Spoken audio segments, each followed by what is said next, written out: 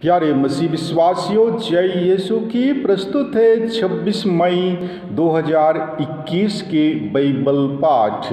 पहला पाठ प्रवक्ता ग्रंथ अध्याय 36 पद संख्या 1 से 2, 4 से 5 और 10 से 17 तक से लिया गया है।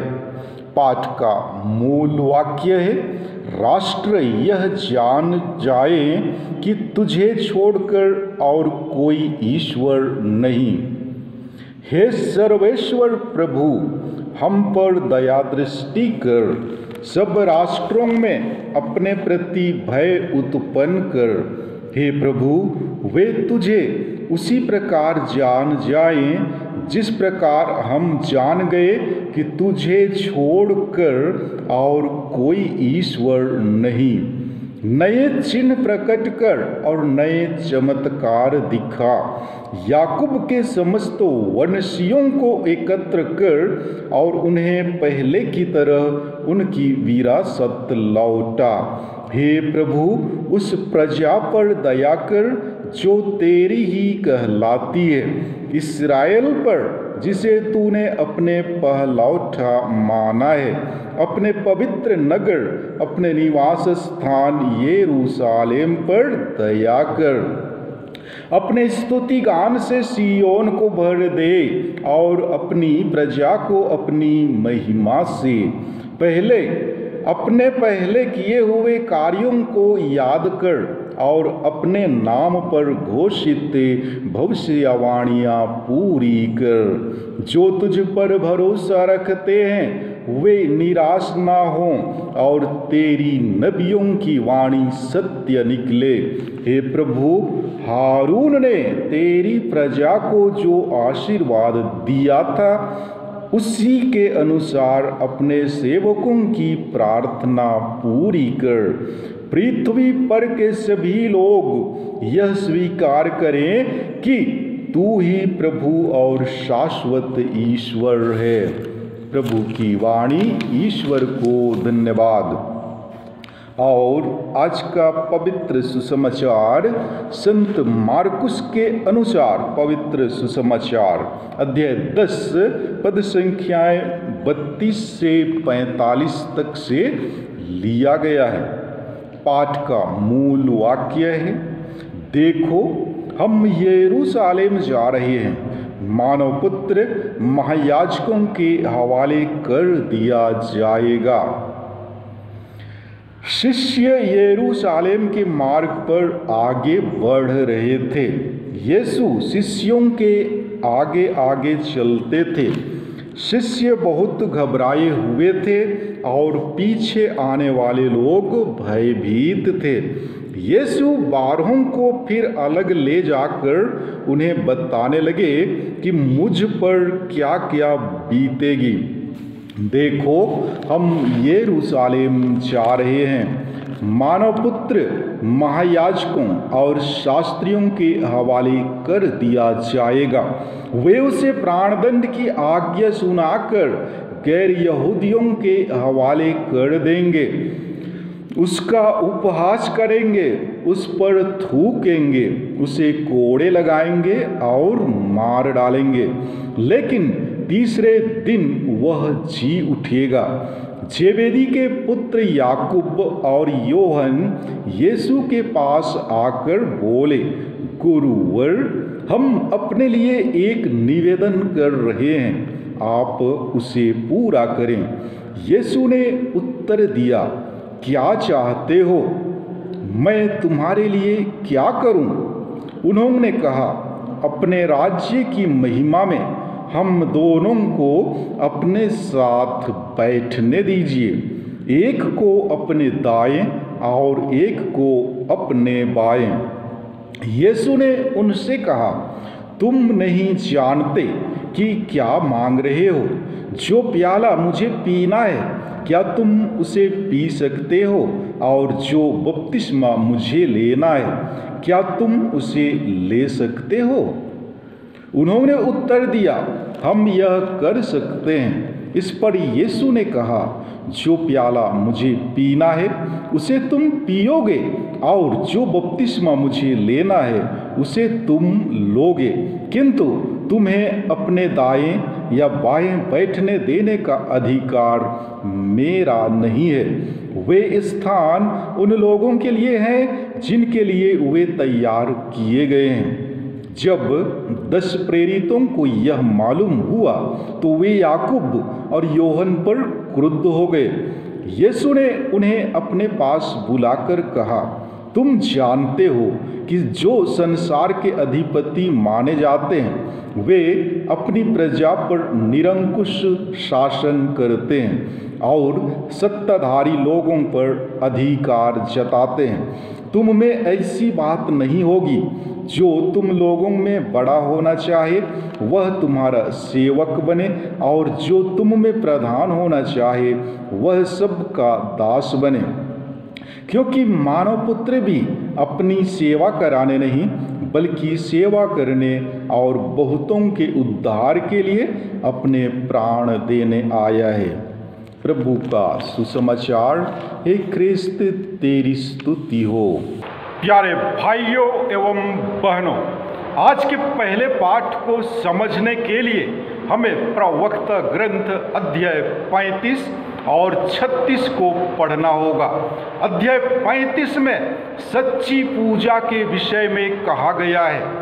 जी हाँ, दरिद्र के प्रति उदारता और बुराई से दूर रहने से हम प्रभु की आज्ञाओं का पालन करते हैं। यही सबसे महान बलि है। प्रभु को बलिदान तभी ग्राह्य होता है जब वह आंतरिक पश्चाताप एवं मन परिवर्तन प्रकट करता है। जी हाँ, प्रभु दरिद्रों का साथी है। सच्चे पश्चाताप द्वारा ही हम प्रभु का अनुग्रह पा सकते हैं। यहूदियों के शोषकों को मन में रखकर ईश्वर आशा और विश्वास के साथ लेखक अपने लोगों को आश्वासन देता है कि ईश्वर शोषितों का दुख देखता है, वह उनके साथ है। वह अनाथों की प्रार्थना सुनता और विधवाओं के आंसू देखता है। दुखी की प्रार्थना बादलों को छेद कर सर्वोच्च प्रभु तक पहुंचती है, जो उन्हें न्याय प्रदान करता है। प्रभु विलंब नहीं करता, वह घमंडी का अधिकार नष्ट कर देता है। सभी लोग अपने अपने कर्मों तथा विचारों के अनुसार पुरस्कृत किए जाएंगे। प्यारे भाइयों बहनों, आज के पाठ में हमने सुना कि लेखक ईश्वरीय कृपा के लिए प्रार्थना करता है।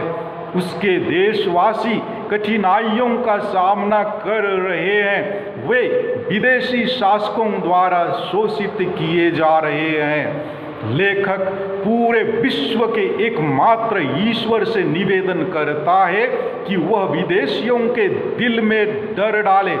ईश्वर ने लेखक के पूर्वजों को अपनी पवित्रता दिखाई थी।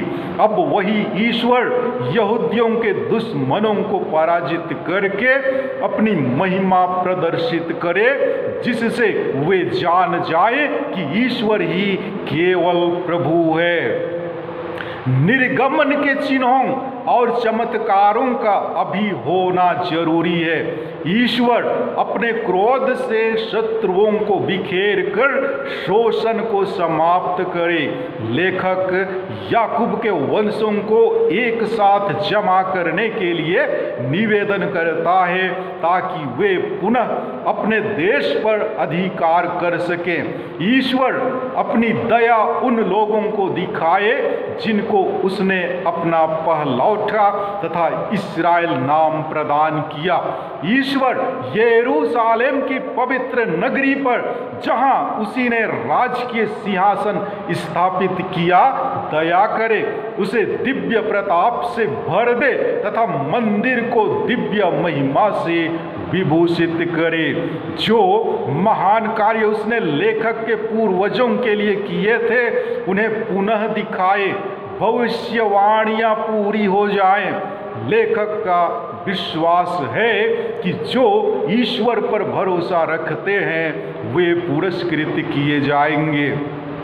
और आज के सुसमाचार में भी प्रभु यीशु अपने शिष्यों को सेवा भाव का महत्व समझाते हुए कहते हैं कि जो तुम में प्रधान होना चाहता है वह सबका दास बने, क्योंकि मानव पुत्र भी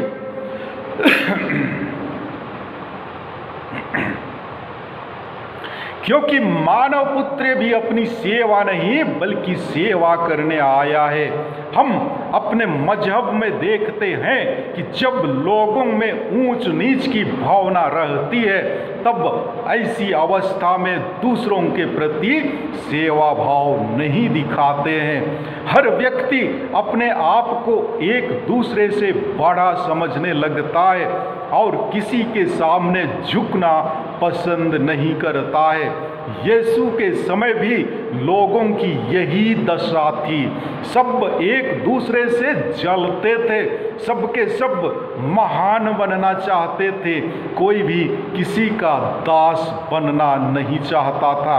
आज भी इस प्रकार का बड़प्पन हमारे बीच में देखने को मिलते हैं, जो समाज की प्रगति एवं सुख शांति के लिए घातक है। हम सब मिलकर प्रार्थना करें और कृपा मांगें कि समाज में सेवा भाव से जीवन बिता सकें।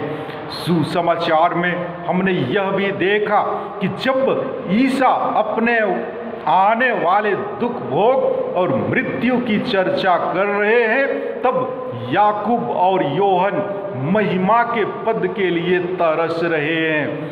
ईसा दोनों से पूछते हैं, क्या वे वह बपतिस्मा ग्रहण करने को तैयार हैं जो ईसा खुद लेने वाले हैं?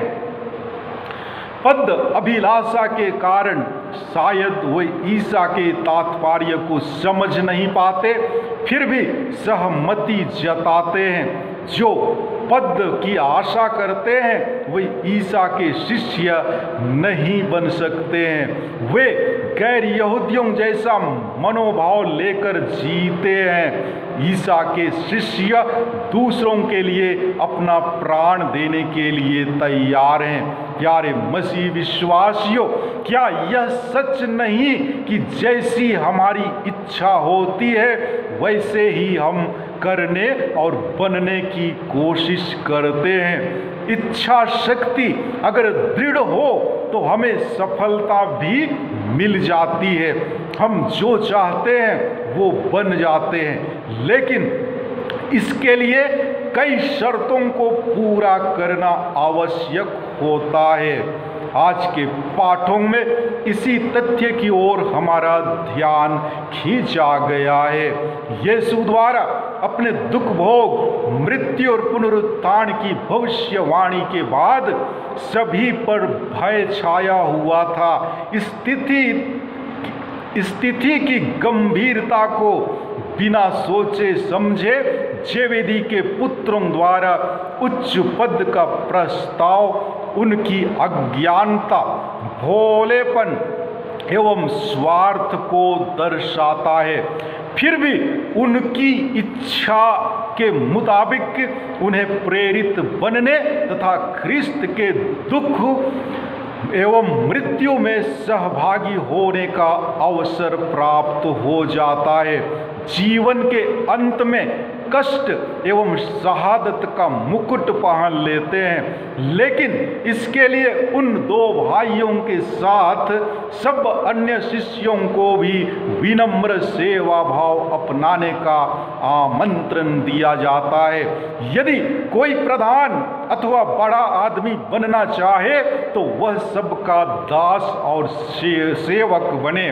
सत्ताधारियों की तरह शोषण एवं निरंकुश शासन की भावना त्याग कर भातृ प्रेम और सेवा को लक्ष्य बना लेना चाहिए। छोटा बड़ा ऊंच नीच की कोई खाई ना हो, क्योंकि संत पेतरुस अपने पत्र में कहते हैं, हमारा उद्धार किसी सोना चांदी की कीमत पर नहीं बल्कि मसीह के बहुमूल्य रक्त की कीमत पर हुआ है। प्यारे भाइयों एवं बहनों, आज के सुसमाचार द्वारा प्रभु यीशु हमें सेवा का जीवन के बारे में संदेश दे रहे हैं। जी हाँ, हमारे क्रिस्तीय जीवन का सार भी यही होना चाहिए, क्योंकि मानव पुत्र भी सेवा कराने नहीं बल्कि सेवा करने और बहुतों का उद्धार करने के लिए आए हैं। उन्होंने अपने शिष्यों के पैर धोकर उत्तम नमूना पेश किया है। आज हमें अपने जीवन पर मनन करने की आवश्यकता है और देखना है कि हम भी अपने जीवन में योहन और याकूब की तरह बड़े पद की कामना करते तो नहीं है। सवाल है, ये पद या स्थान क्यों चाहिए? सेवा के लिए या अपने नाम और यश के लिए? सेवा के लिए या दूसरों का शोषण करने के लिए? हम ख्रिस्तीय हैं, प्रभु के अनुयायी हैं, तो हमारा जीवन भी सेवा का जीवन होना चाहिए। प्यारे भाइयों बहनों, आज के सुसमाचार द्वारा प्रभु यीशु हमें सेवा का जीवन के बारे में संदेश दे रहे हैं। जी हाँ, हमारे क्रिस्तीय जीवन का सार भी यही होना चाहिए, क्योंकि मानव पुत्र भी सेवा कराने नहीं बल्कि सेवा करने और बहुतों का उद्धार करने आए हैं। उन्होंने अपने शिष्यों के पैर धोकर उत्तम नमूना पेश किया है। आज हम अपने जीवन पर मनन करें और देखें कि हम भी अपने जीवन में योहन और याकूब की तरह बड़े पद की कामना करते हैं। सवाल है, ये पद, ये स्थान क्यों चाहिए? सेवा के लिए या अपने नाम और यश के लिए? सेवा के लिए या दूसरों का शोषण करने के लिए? हम ख्रिस्तीय हैं, प्रभु के अनुयायी हैं, तो हमारा जीवन भी सेवा का जीवन होना चाहिए। प्यारे मसीह विश्वासियों, ईश्वर का वचन कभी मुरझाता नहीं बल्कि हमेशा बना रहता है। उसी प्रकार हमारा सेवा भाव एवं भातृ प्रेम भी सब दिन के लिए बना रहे, इसके लिए हम प्रार्थना करें। ईश्वर आप सबों को आशीर्वाद प्रदान करे। आमीन। प्यारे भाइयों बहनों, यदि आपने अभी तक मेरा चैनल सब्सक्राइब नहीं किया है तो आपसे मेरा अनुरोध है, कृपया सब्सक्राइब करें और अपने दोस्तों एवं रिश्तेदारों के बीच शेयर जरूर करें, ताकि अधिक से अधिक लोग प्रभु के वचनों से लाभान्वित हो सकें।